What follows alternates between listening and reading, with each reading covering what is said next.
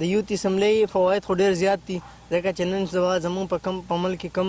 لیډرشپ دی د هغې انتهایي کمی دی زموږ د لیډرشپ او د سټوډنټس چې کوم لیډرشپ دی هغه راوچتولو دپاره د یوت اسمبلی چې کوم خپل اقدام اوچتوي د ډسټرکټ په سطح د صوبایي په سطح نو انشاءالله چې زه سټوډنټ ایز ا پولیټیکل ساینس یم نو زه یم چې په سټوډنټس کې داسې یو شعور را پیدا شي چې زموږ ملک دپاره په فیوچر کې څه کول غواړي او زموږ د ملک دپاره فایدهمند څه دي او نقصانات څه دي نو چې دا په یوت نه دا دغه نشي یوت کې دا جذبه راشي نو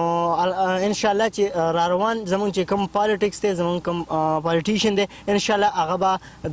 د دې اوسني حالات نه زیات ښه وي او که تاسو وګورئ څوک په انګلینډ کې سبق ووایي څوک په امریکا کې سبق ووایي څوک اکسفورډ یونیورسټۍ نه فارغه شي هغوی له بیا اردو نه ورځي نو هغه د پاکستان د فلاح بهبود دپاره څه کار وکړي هغه له خپل زبان نه ورځي هغه له خپل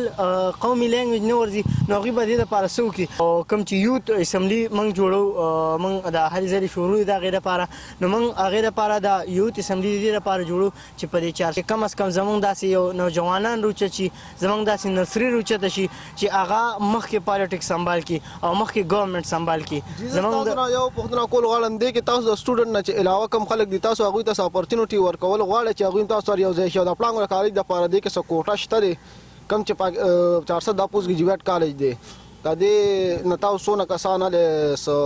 دې خو بس خد مقرر وي بالکل جی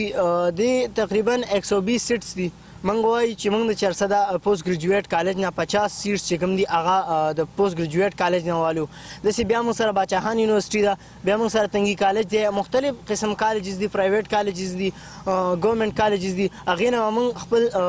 یوت روچتو او تاسو د یوت د سټوډنټانو خبره وکړه چې کوم سټوډنټان نه دي هغوی دپاره به تاسو هغوی دپاره کوټه کوم چې زموږ یوت دی او هغوی ایجوکیشن کړی وي ماسټر کړی وي هغې دپاره به موږ هغه هم هغوی له کوټه ورکوو هغوی دپاره به اپورچونټي شته چې هغوی راشي او خپل د علاقوي مسایل او سټوډنټس مسایل روچت کړي نو هغې نه موږ هغه خلک رامخکې کوو کوم چې قابل خلک وي او کوم کې چې لیډرشپ وي او کوم چې مخکې پاکستان دپاره د صوبې دپاره او د عوامو دپاره څه کولی شي هغه خلک به موږ